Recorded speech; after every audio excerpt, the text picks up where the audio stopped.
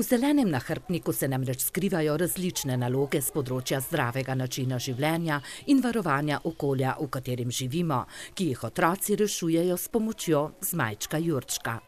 Starotrški otroci so tako minuli teden raziskovali gozd v njihovi okolici. In spoznavali, zakaj je sploh gozd pomemben tako za ljudi, za živali in za rastline. Zmajčka Jurčka so sicer danes predali semiškim otrokom, a okoljevarstvene naloge bodo opravljali še naprej, so nam zagotovili. In ozaveščali tako starše kot otroke o ekologiji, ki je tako pomembna. To se nam zdi pa najpomembnejše. Semiški otroci pa so dobili nekoliko drugačno nalogo. Z Zmajčkom Jurčkom bomo mi proučevali krašne učne poti v okolici Semiča. Nekatere so sicer že obiskali.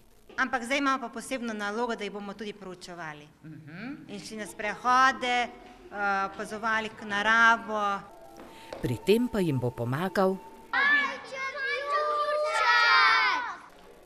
tako torej projekt Zeleni nahrbtnik na drugačen, privlačen način povezuje otroke in razvija okoljsko vzgojo pri najmlajših.